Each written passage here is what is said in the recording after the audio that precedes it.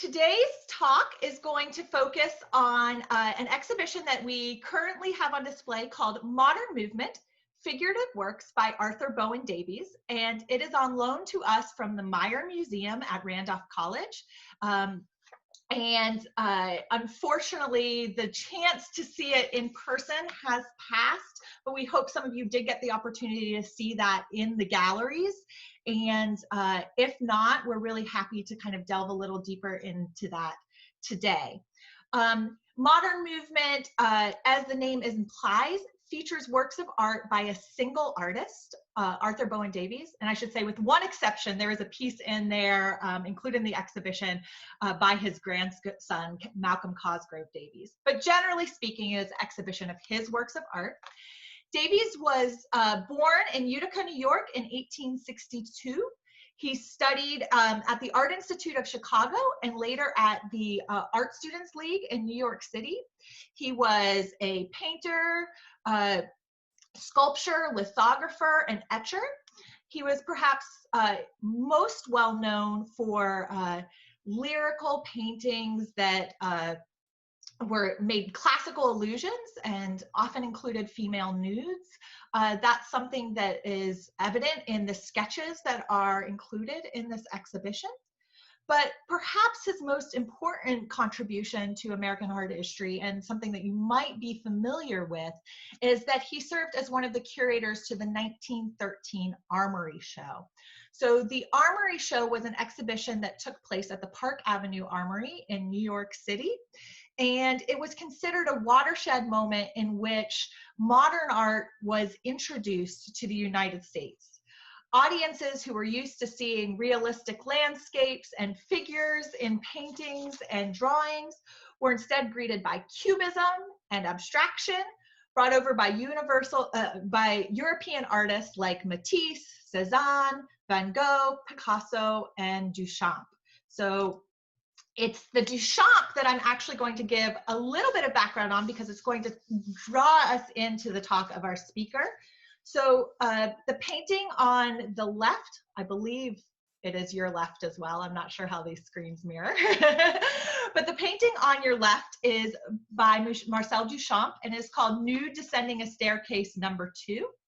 And it is the artist's attempt to convey motion by layering several moments in the process of a figure walking down a set of steps on top of one another, and deconstructing the body so that it looks almost robotic or mechanical. It was famously described by one critic as an explosion in a shingle factory. So now remember that Duchamp is not the artist that we are here to talk to today. So how do we draw the line between Davies the curator, Duchamp the artist, and our exploration today? There are many possible explorations of Davies' role within the world of modern art, and there are questions about to what extent he was a modernist as an artist. But the through line we are going to follow today is that of human movement. Remember, our exhibition is called Modern Movement. Well, that's a bit of a play on words, because it alludes to modernism as an intellectual, cultural, and historic movement, but also to the shared preoccupation between Duchamp's nudes and Davies of the human body in motion. You see, Davies was captivated not only by the modern art he found in Europe, but also by modern dance. So the image in the center is of Isadora Duncan, who is known as the mother of modern dance. Like modern art, which moved away from realistic representation toward abstraction at the end of the 19th century and beginning of the 20th century, modern dance moved away from the strictures and rigid movements of ballets toward a more naturalistic, organic movement. Likewise, the advent of photography and later motion pictures meant that the human form could be captured like never before, as seen on the right in the famous stop motion photographs of Edward Muybridge.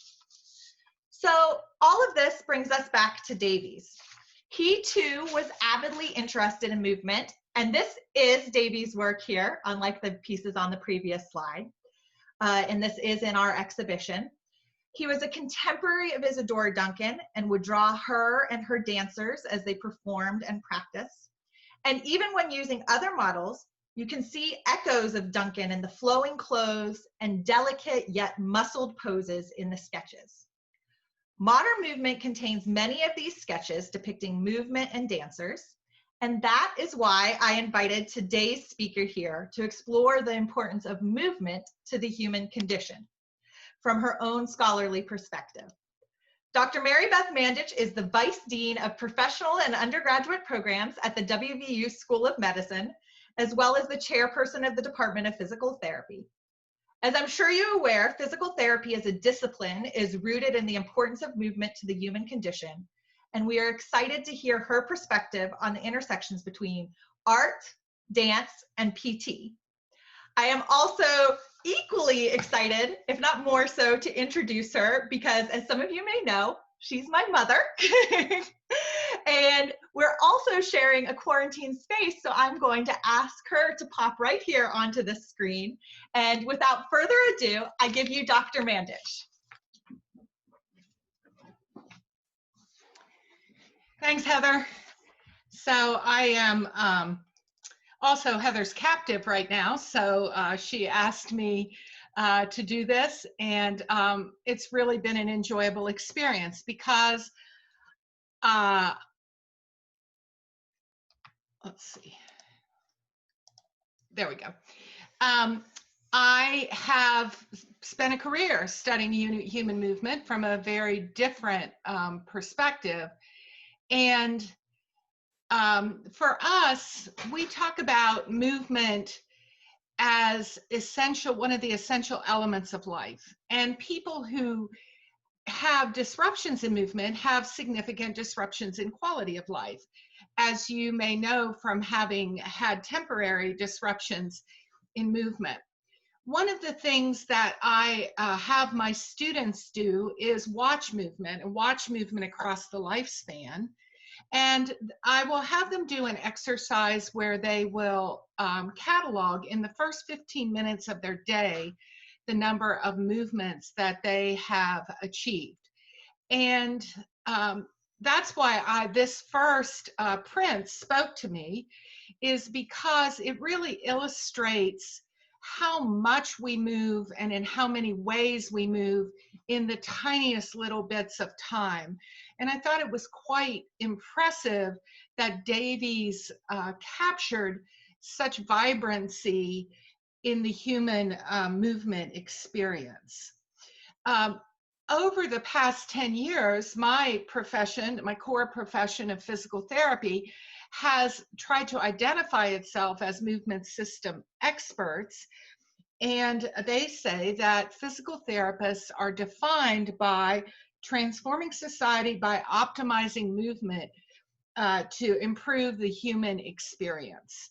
And again, I think that's what I have really embraced. And so it was really fun for me to look at this catalog of Davies' work and integrate it into my own study of human movement. So one of the challenges that transcends the fields of art, dance, and physical therapy is really capturing movement into still dimensions. And we have all struggled with that. I wanted to say a little bit about the history of movement as restorative or rehabilitative, because in reading the history of Davies, I found that there was also an evolution of the interest in the study of movement. Movement as restorative actually began earlier in the 19th century, right around the beginning of the 19th century, with a Swedish man named Per Henry Ling. And he believed that movement could be used medically. He got himself appointed as a fencing master, and he started a gymnasium in Sweden. Now, gymnasiums, for those of you who are familiar with European education, often refers to schools based on the ancient Greek idea of the education as being mind, body, and spirit. And so they include physical wellness in their program. But Ling established this academy in the early 1800s and studied movement extensively. One of his observations is that movement is spiral, diagonal, and rotary in nature. And that makes it even more difficult to capture in art or photography. And it wasn't until we were able to capture movement with video that we are able to fully describe it. Ling, in identifying this, also came to the conclusion that the strict cardinal plane movements that did not involve this rotary three-dimensional nature were abnormal. And this mirrored the change at the beginning of the 20th century with respect to dance and what Heather talked about in terms of Isadora Duncan and the evolution of the modern dance movement. So it feels like in terms of the study of movement, everyone started with very constricted and rigid definitions and moved towards modernism in terms of a more natural and fluid movement pattern. Now, I mentioned that it is difficult to capture movement, and now my students, instead of trying to describe these movements, just send me videos of normal movements across the lifespan. But that's really been available only in the last 20 years. And frankly, when we're submitting something to a health insurance company, they don't accept videos very often. So we remain constrained by describing movement. If I looked at this picture, I would perhaps write a note. And I would say this person is weight bearing on their right lower extremity with their left lower extremity advanced, lifted in flexion at hip and knee. Their right arm is raised over their head, and their left arm is resting comfortably at their side with their elbow flexed in a neutral position. You can see that my words don't capture this posture that Davies captures so eloquently. So there is an inadequacy to describing movement in other than visual forms that really cannot be overcome. Now, there's some other aspects to movement that I think were captured in some of these works.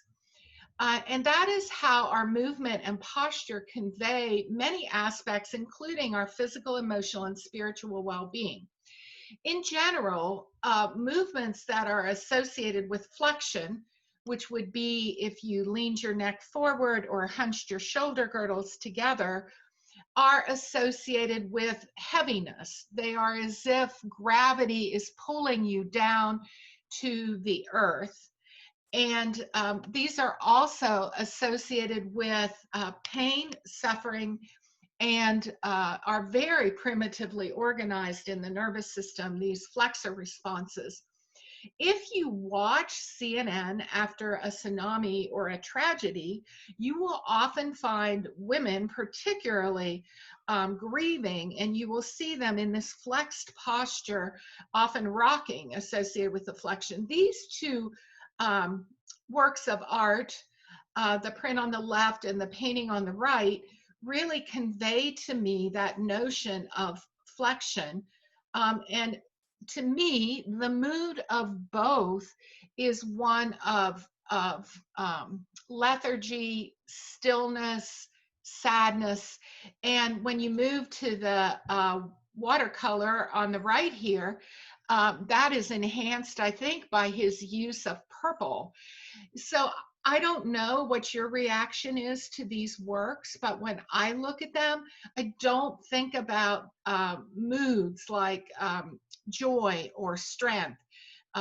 They seem to be more related to sadness and depression. And the next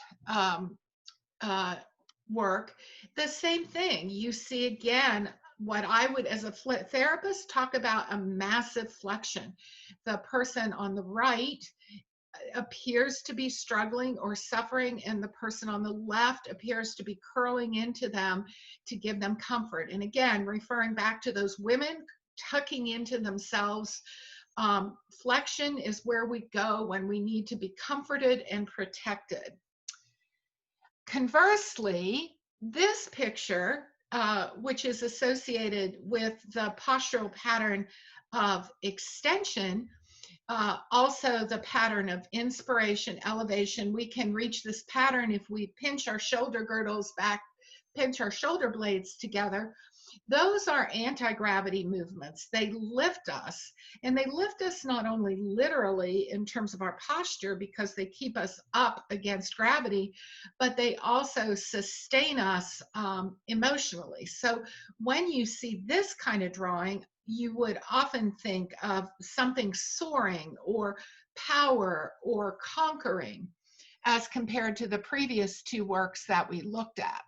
And this was just another example of that notion of strength and power and control and lifting. Now, Heather started by mentioning this Duchamp work, and this was the first one I went to when I looked at this catalog, and I realized that it's not part of the exhibition, but provides some historical background in terms of the show that Davies curated that was somewhat controversial. And I was drawn to this work for two reasons. I was like, oh, that looks familiar to me. And it looks familiar to me in two reasons. Both the series of frames are something that we would be very familiar with in studying kinesiology or kinematics. We would look at frame by frame evolutions of movement. So that seemed very comfortable to me. And the other thing is that I thought it was very interesting of the sharp angular form in the artwork on the left. We do that all the time. In fact, when I draw a forward-facing body in class to try and talk about some special exercise procedures, I draw the pelvis as a trapezoid. I found this anatomical drawing of posture from the laterally, and you see the pelvis drawn as a triangle. But I think it's very interesting to see, for example, a drawing that might come from a physical therapy textbook and a drawing that was clearly part of this avant-garde modernistic influence in the world of art. So the last thing I wanted to say is that, and the reason I chose this to sort of conclude my interaction, my discussion of my interaction with this exhibit, is that movement provides us great joy. And back to what we talked about at the very beginning, when you can't move, you are inevitably sad and depressed. You feel like the human experience is passing you by. And when you can move, it is often just a celebration. You see that most in little kids who aren't inhibited, who will spontaneously skip and flip and just really celebrate the motor capabilities of their body. And to me, as I looked at this work, this woman, whether she was just a dancer or someone who was just posing, is celebrating the myriad abilities of the human body to produce motion. So those are my interactions or what I saw when I looked at the works in this exhibit. And I would be happy to open this to discussion and to any of you who have the expertise in both the artist and the time. So anyway. Okay, so I am maybe going to try and join in over here. I'm not used to moderating in real time with a person. Being with people right now is very strange. But as Dr. Mandich, Mom, said, we're ready and excited to kind of answer some questions, but also if any of you, we know that some of you have more expertise in modern art or perhaps modern dance, and if any of you have any questions or just want to share any connections that you made after hearing what she had to say about this exhibition or these works of art, we'd be very excited to kind of enter into a dialogue with you all. So wait anxiously at the chat at the chat button there. And while I do, I think one thing that I was curious about is this idea of the problem of conveying motion, and how that's something that artists grapple with, but also therapists. And I had never really thought about that you have to describe motions not only to patients or to people that you're seeing, but also to insurance companies and outside parties. So how could you talk a little bit more about how you might, you said the kind of words of a single motion, but how might you describe motions to someone in terms of what their goals are to have that more liberatory motion you were speaking about?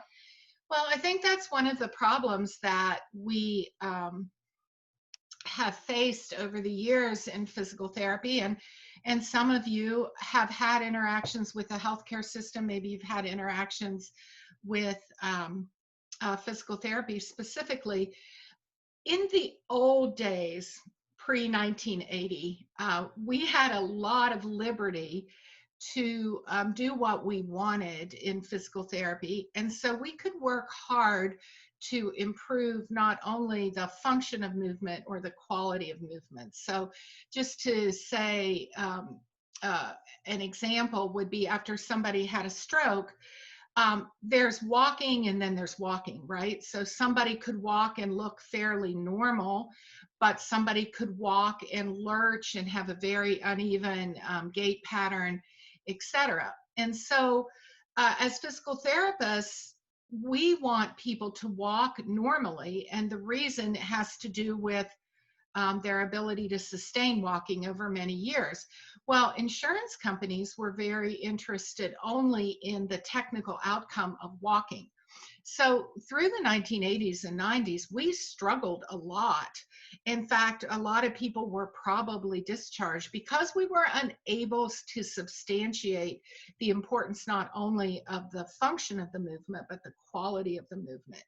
And that goes back to really trying to describe what you mean by quality of movement. And movement that lacks those normal qualities expends energy and is a lot more inefficient, and it makes it more likely that people will fall, etc. So in the last 10 or 15 years, insurance companies have had a bit of their comeuppance because with an ability to address or describe quality of movement, people have been discharged often that are unsafe and might fall. And as such, insurance companies have been motivated to let us talk a little bit about quality of movement. And just let me give you one more example, and then I'll get to these questions.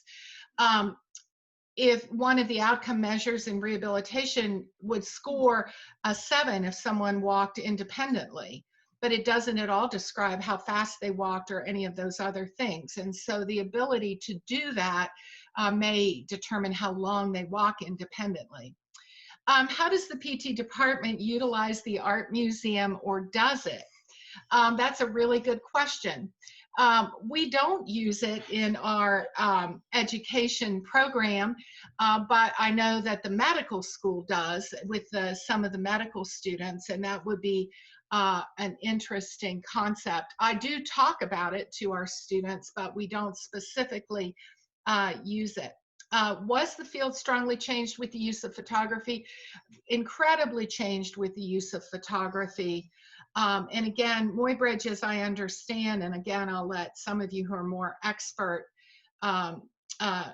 chime in here, was interested in cataloging series of frames of movements, including with horses, etc.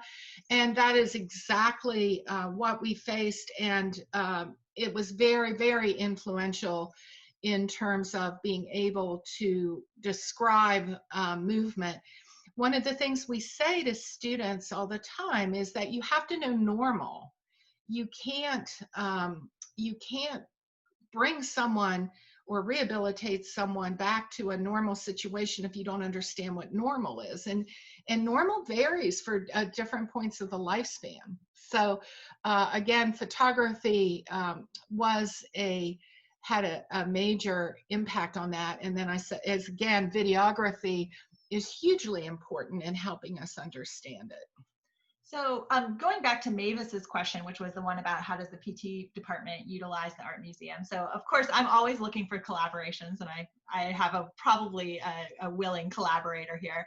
But I was wondering if you could speak not just as a physical therapist, but in your position as vice dean over the professional programs, because I know both occupational therapy, dance therapy, exercise physiology. So there have, in that capacity, you actually have done a lot of arts integration in your work. And if you could talk a little bit about how the arts and the professional programs at WVU have integrated under your leadership. Well, I think one of the things that I believe passionately to the core of my being, and that probably comes from the fact that I was exposed to the arts as a child as well, is that the medical community is often really medieval in terms of its understanding of healing. And that healing as a holistic human experience can occur in many ways. And one of the things that I worry about a good bit is that the medical community focuses too often on drugs, devices, or surgeries, as opposed to behaviors and experiences. And so to that end, we've worked to get music therapists in the hospital. Very poignant moment related to a person who was dying during COVID, so they were dying alone, and our music therapist being with them. So thank you, Keith. I see you on here. It just brought tears to my eyes. We're working on a dance sciences emphasis in our exercise physiology program, both in terms of preventing dance injuries, but also rehabilitating dance injuries. And again, going back to our med students coming to the museum and looking for patterns and looking for things that are obvious. All of those, I believe, are integral to the concept of healing, and it is absolutely my passion that we, in my part of the med school, promote healing as a holistic experience and not just in the traditional medical way. Thank you. Do we have any other questions for Dr. Mandich? I think the chat box has gone a little bit quiet, but I really appreciate all of you, and that'll have us ending right at half an hour, which is, we usually run a little over, so we're doing well. So thank you very much to all of you for joining us, to Dr. Mandich for being right here with me today, and just a note for all of you, in the summertime, whether it is in person or virtual, is a time that we tend to, at the Art Museum, pull back some of our public programming a little bit and research, plan, and strategize for the upcoming academic year. For this next academic year, that time to strategize is going to become even more important. So we might not have quite as regular public program offerings, but that does not mean that we're not here. And please do follow us on all of our social media channels, mailing lists, and website to look out for what we do have. And we will be looking for all sorts of different ways to connect with you over the coming months. And we hope that until then, you all are well and enjoying some of the nicer weather. So thank you all for being here today, and we hope to see you again soon. Thank you.